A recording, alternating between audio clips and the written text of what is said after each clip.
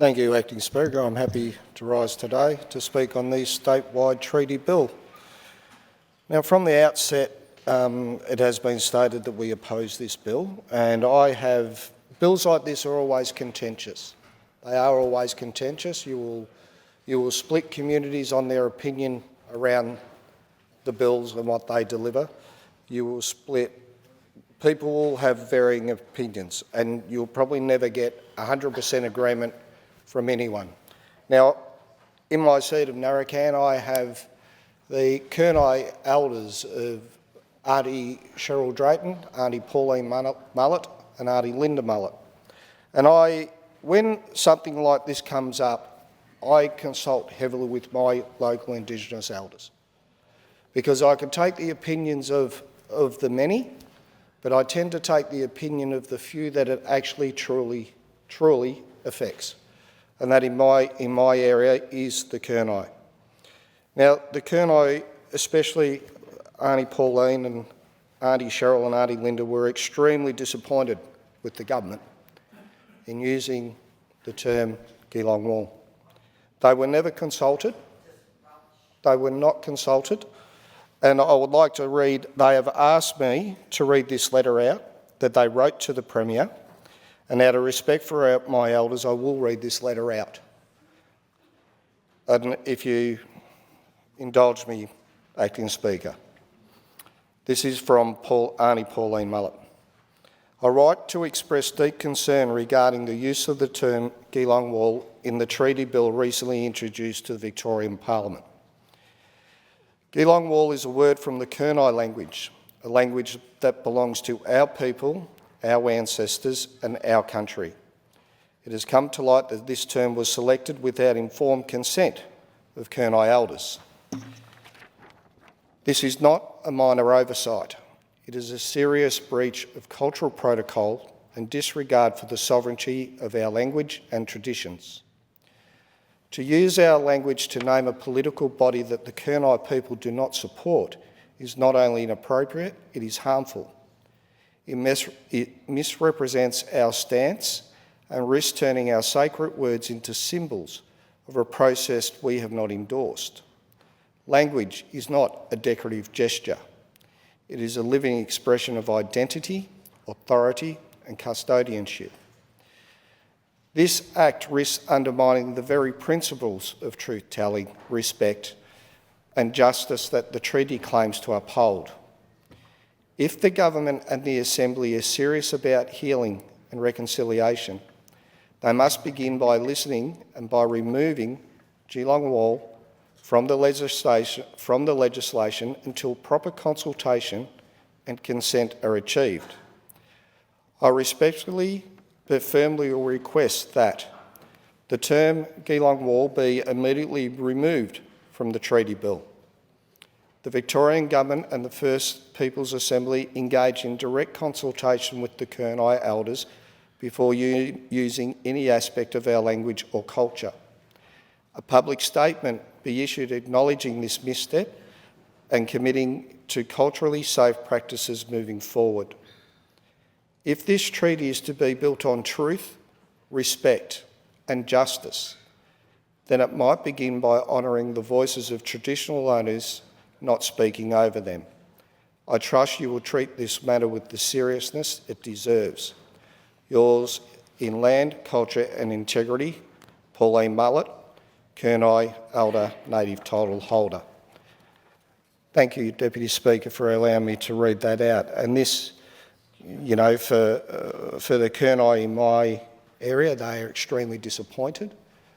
And even when the Minister was asked about this, she referred it off. And I think part of what I see with treaty is treaty has been established through government failure. And I think it can be well documented. Since this government, I would hope that this debate today is respectful and that people don't interject. We are all here representing our communities. And me as a local member of Parliament, I don't look, when people come into my office, I don't see colour, I don't see race, I don't see religion. I see a person that needs help. I treat everyone equally. And I meet with my Kurnai elders monthly. I talk to Auntie Cheryl a lot. I talk to her a lot because I want to understand the cultural complications that they experience. I have heard stories from Auntie Cheryl. I've heard stories from Auntie Cheryl and the way they were treated in up on Jindavic Track, and the experiences the experiences they suffered. Auntie Cheryl has explained to me in depth what they went through. So I have a very good understanding. And when we talk about closing the gap, and I see this in my area, I see our Indigenous youth addicted to drugs, addicted to alcohol, and it's something that we need to fix. We have seen this, since this government came into power in 2015, we've seen the incarceration goes up. Incarceration rates have increased. And that's a failure of government. And I think this is where I see the government using treaty as a deflection tool, not as taking accountability for the failures the government have put forward. And that to me is problematic. We have heard from the member from Gippsland South in his first half hour. And, you know, he touched on quite a few points. I mean, when we're talking about taxpayers' money funding Gellung Warl, we have to remember it is taxpayers' money, and it does require oversight, and it should require scrutiny. It is something that it does not sit well with me that we have an assembly that really is answerable to nobody, and we have a system, even in this chamber, we have PAYAC. We have PAYAC where ministers get scrutinised about their spending through the budgets. Now, to have no scrutiny, I think, is a mistake.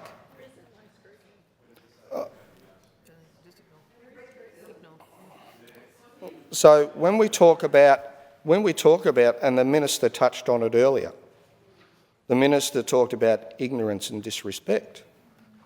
Then I put to the minister, maybe she was ignorant and disrespected the Kurnai people, but by not even reaching out to them to talking about the use of their language in this treaty.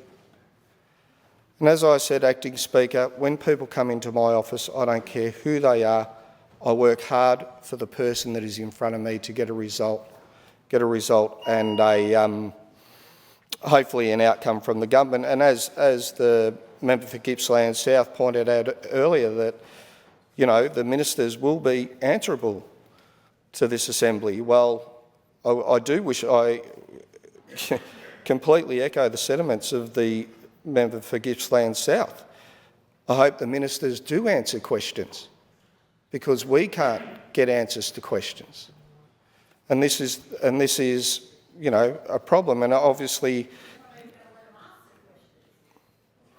if the minister wants to keep interrupting or debating me on this, I'm happy to debate you on this. And I would like you, if the minister, actually, I'm going to take the minister up on her interjection. Through the chair. Acting Speaker, I'll take the minister up on her interjection. She's very happy to sit in this chamber under the protection of parliamentary privilege and mouth off, but not once has the minister bothered to talk to the Kurnai people. Not once has the minister bothered to talk to the Kurnai people. Now, if the minister wants to sit there, Through the chair, without assistance. If you are saying that Auntie Cheryl Drayton is a liar, then I'd like you to say that out in public. Say it in public. If you think Auntie Cheryl is a liar, I dare you to say that in public. Yes, you did respond and you deflected it. I've seen the correspondence. Acting Speaker, I'm going to leave my contribution there. We have been very clear why we oppose this bill, and I would ask the minister in closing to actually reach out to Auntie Cheryl and talk to her directly and get her point of view before sitting there and mouthing off without the facts.